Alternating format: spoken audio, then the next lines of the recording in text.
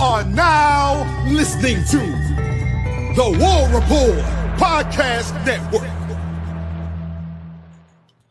What's up, everybody? Welcome back to the College Loop Podcast. I'm Dylan. I take on Twitter the latest Auburn athletics news as pre-recorded show today. Also, probably won't have a show go up on Thursday either because it will be Christmas, and it means also recording on Christmas Eve, which time to spend with family.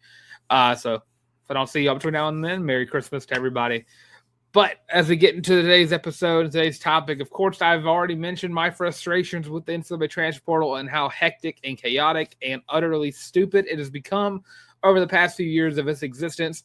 Auburn has now reached 21 total players in the transfer portal as we speak, or expected to enter. Of course, there's still negotiations that are probably going on behind the scenes that we are unaware of to kind of keep some of these guys around. Of course, the latest entries being Kyan Lee and Ashton Daniels yesterday, as well as the Morris ones, Jamonta Waller and Towns Magoo earlier in the week. So, of course, Towns I expected to happen like a month ago. he was posting highlights, so was expecting that to happen. Jamonta Waller is a surprise. Morris Williams is a big surprise. That is a guy who I expected to just kind of take over the roles left over from Kieran Crawford and Keldrick Falk, who are going to the NFL draft. Ashton Daniels does not really surprise me all that much. And, of course, his transferring is a big talking point in today's episode, so we'll get to that in just a second. Kyan Lee, though, that one does hurt my soul a little bit. Him, Blockton, and Jake Crawford, again, and Morris Williams, again, being those like staples of the defense. Really shocked to see those four gone. And again, On to Victory has an opportunity to fix that. And I do get to more into On to Victory in a second, because I do believe they're changing their policies on how they're going about transfers, which honestly, the incentive-based idea is, I would say, a lifeline that I believe every school should take advantage of. That way, I've been reading numbers about the transfer portal, and dude, $4 to $5 million a year for the top transfer people, like quarterbacks. Dude, what? That's absolutely insane. And again, earning it through your name and likeness through like the brand deals is a whole other thing, but having the NIL collectives pay you that much a year is absolutely ridiculous. But more on that whenever we get more information to see how that goes. Auburn's going to have to make up a lot of ground in this portal cycle, just kind of seeing exactly what's left, what's going to have to be added. Of course, that's starting on January 2nd is when this free fall begins for every college out there looking to add more talent to the portal. So the transferring of Ashton Daniels is going to be the major talking point, because it also adds in the conversation to what Auburn's quarterback room looks like next year. Of course, Deuce Knight being, I would say, a fan favorite option here. And again, I think Deuce Knight is my pick for who I would want to be Auburn's quarterback in 2026.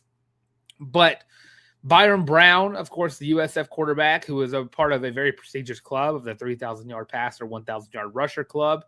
I believe he's the 12th or 13th quarterback to join that club in the entire history of college football. He has announced he will be entering the portal as well. He starts off as the number 3 quarterback in the portal. And, of course, with ties to Alex Golesh, that does make him an appeasing target to go after. But again, I'm siding with Deuce Knight in this. And again, I understand where both parties are coming from. Again, I'm on the Deuce Knight train, and I understand where the Byrum Brown people are coming from. My thing is, and I have pros and cons for both guys coming in. Again, the pro for Deuce Knight for me is, again, I think Deuce has a way higher ceiling. He is he has the skill set that Byrum Brown does have, which is the dual threat ability and the big play abilities as well.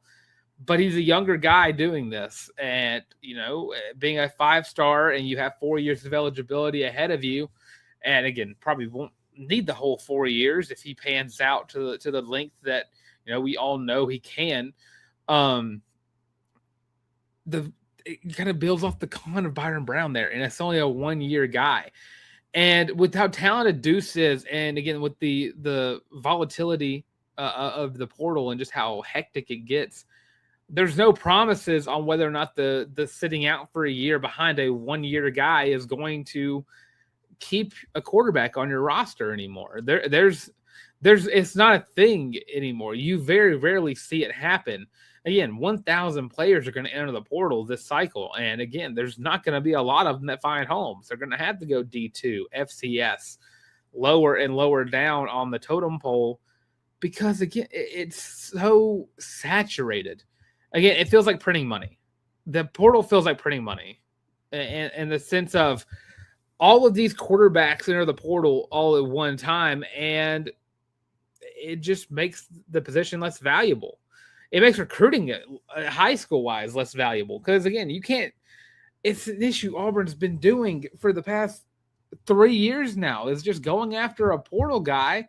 I can even say 4 or 5 years after Bo Nix. You grab TJ Finley and then you rock with that. I don't see a world where Byrum Brown, after having a career year that he just had, he's not going to come to Auburn to be Deuce Knight's backup. And again, to that same extent, Deuce Knight isn't going to want to sit out a second year and waste a year of eligibility. So I don't understand people, I understand that there's a want and desire for college football players to have that, mentality and the loyalty to a college or in a program in and of itself to sit back and wait a year. It's not plausible anymore. It's not feasible anymore. It doesn't happen that much anymore. Guys leave and go as they please. And again, it's part of the reason why college football just, the off seasons are just, they're not as enjoyable anymore. And again, luckily there's only one portal cycle, but that just means these 10 days are going to be absolutely ridiculous to get through. And again, I think Deuce here, you have that higher ceiling, and he's not going to want to sit back and wait.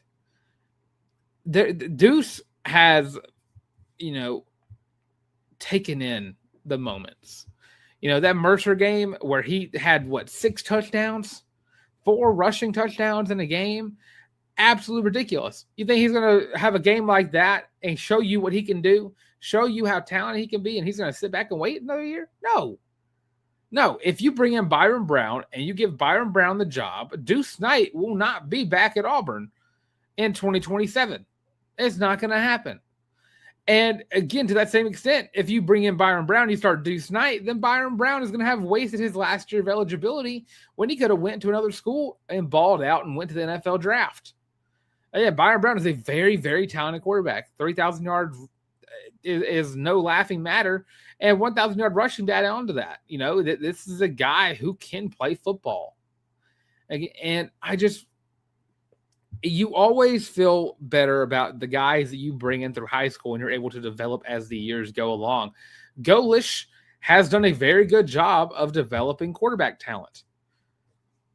Let him develop Deuce Knight. And again, I think when you look at guys like Cam Coleman and Eric Singleton, who have not really came out and said anything about their future at Auburn quite yet, I think On to Victory is working their tail off to make sure those two guys don't go. You already lost Malcolm. You lost Perry. You lost Horatio. You still got Cam and Eric. And you still got Bryce Kane as well. Guys who you can rely on in this wide receiver core. And I think, and again, I'm going off of rumors I've been seeing around, Cam Coleman and Eric Singleton want Deuce. They want Deuce Knight. That's their quarterback. That's the guy they've gone to practice with over the past few years. It's the guy they've probably helped recruit to Auburn. So I think Deuce Knight is your better option of the two. And again, I understand where the Byrum Brown comes in to factor here. Again, there's already close ties there because of Alex Golesh and basically almost half of the offensive staff at Auburn. And again, that's a big pro to Byrum Brown. Is the fact that he doesn't have to learn a new system.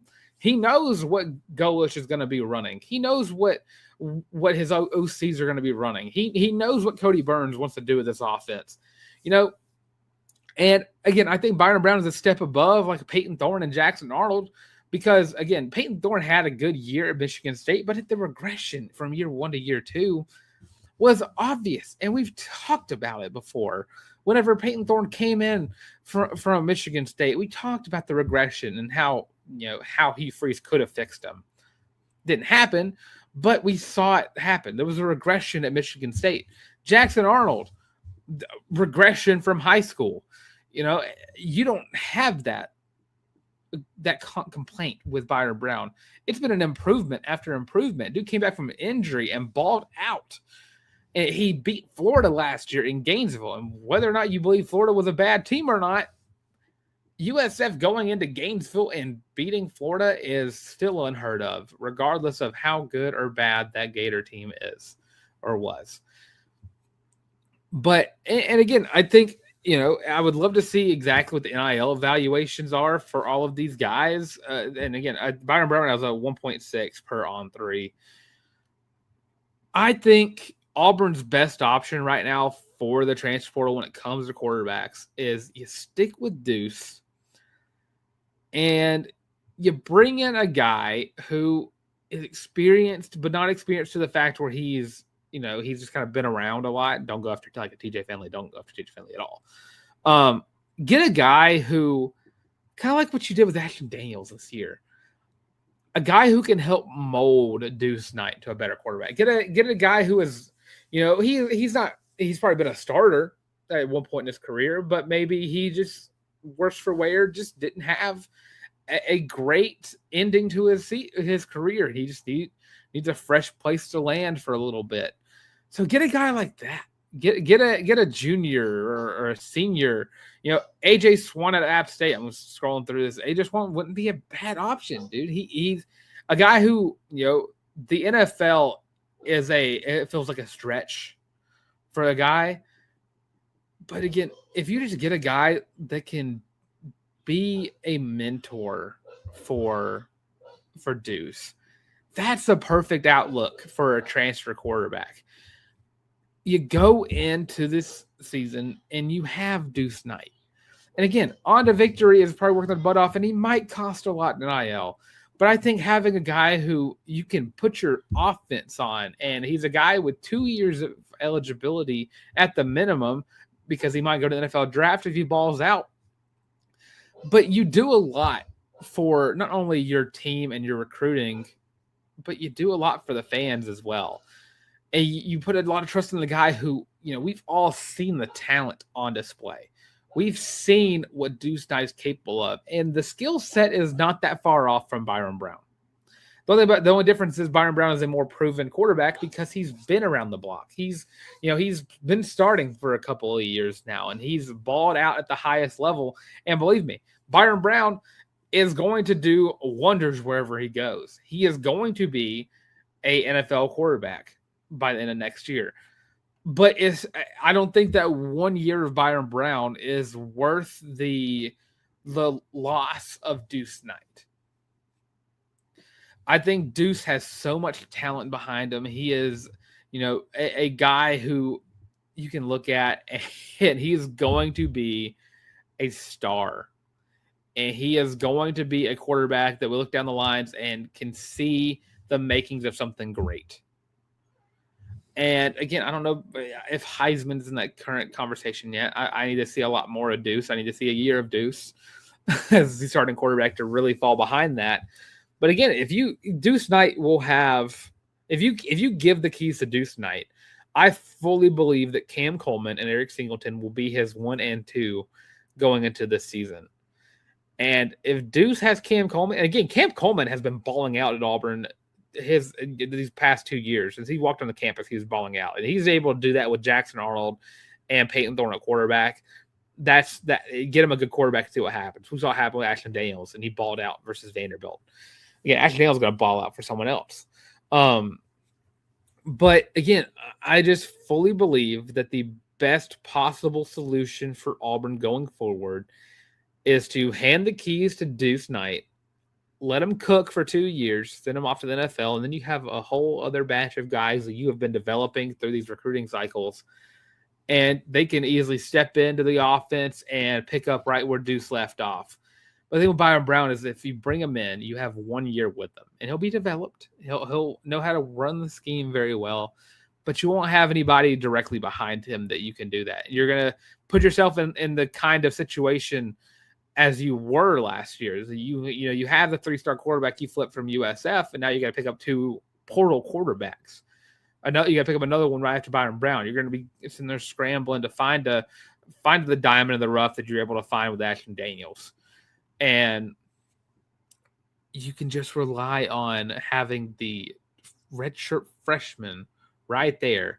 You get some guys who are capable and are guys you can really help. I mean, Max Johnson, I'm looking down there at Max Johnson. It would be a very good quarterback to kind of bring in and back up behind Deuce Knight. He's been in college football since I was getting my bachelor's degree. And he's a guy that you're not going to get the best out of because he's, I won't say he's been injured. And again, he's still a guy who has played at LSU. He has been a starting quarterback since LSU. Bring him in and let him. He's a lefty too, so let Deuce kind of. I don't want to say sit back and learn because that's not what I mean. But get him an opportunity to kind of learn from a guy who is an experienced college quarterback, and that works out extremely well. The NFL does it all the time. You pick up a rookie quarterback, you pick up an experienced quarterback. I think like the Colts, you sign Phillip Rivers to kind of take over because your quarterback's got hurt, but let him talk to Anthony Richardson. Let Anthony Richardson finally develop into a passing quarterback.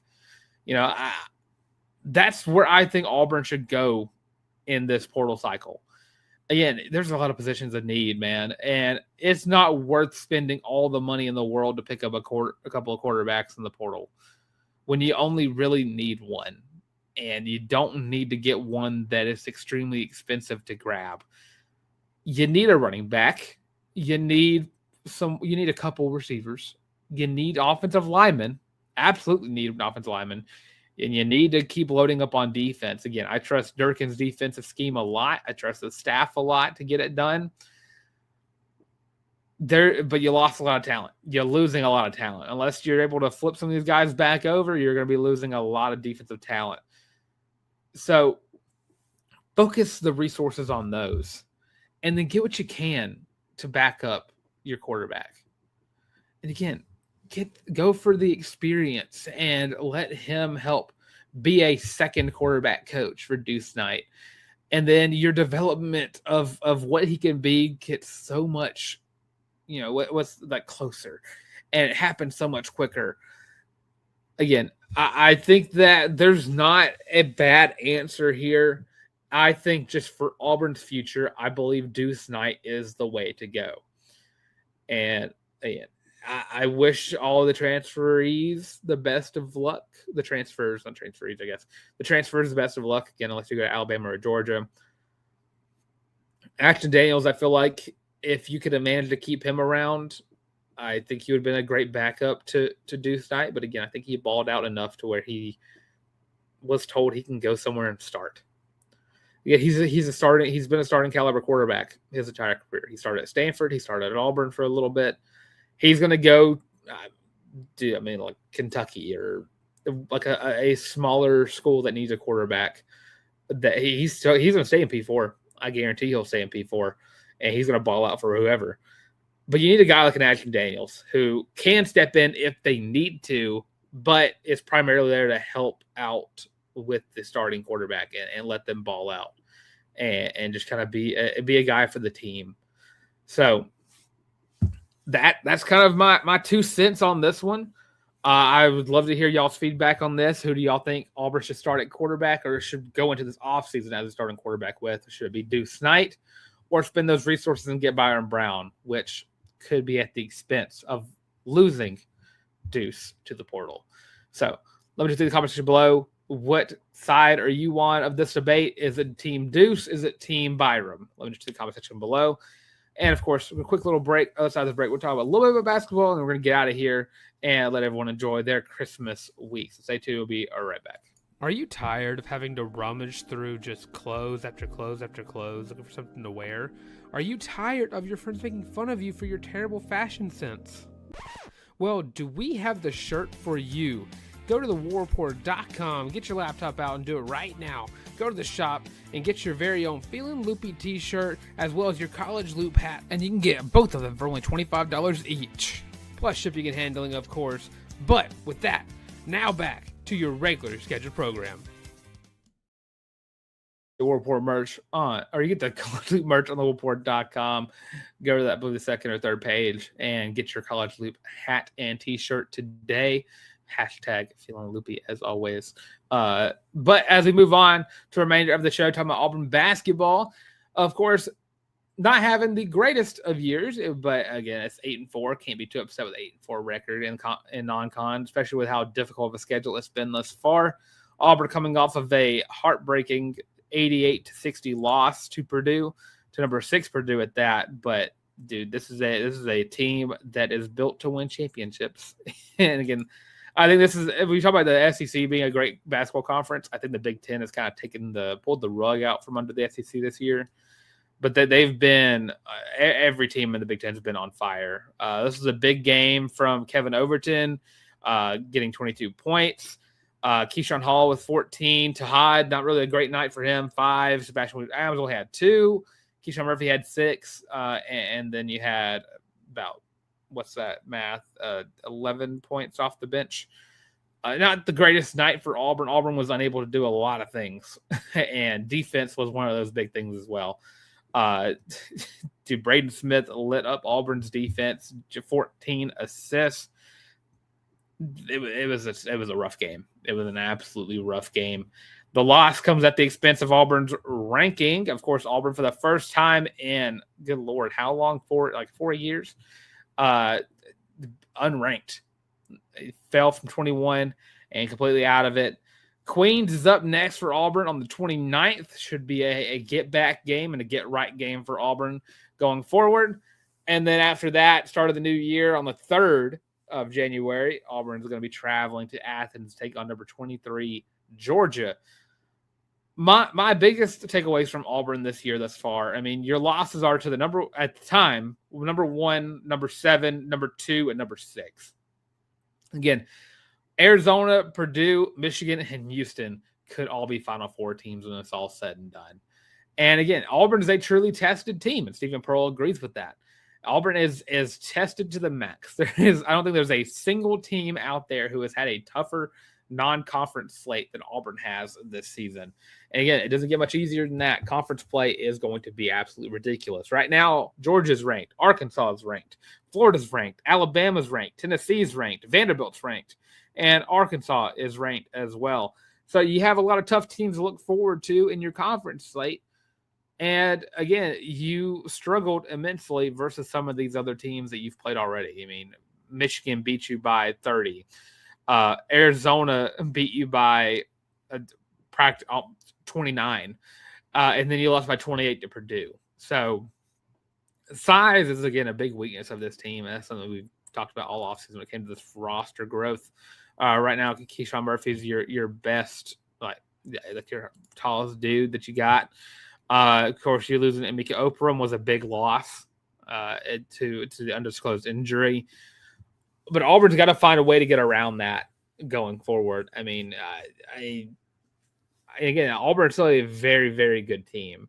And again, maybe the testing of this team is going to turn them into an Elite 8 caliber if they can get around their obvious flaws.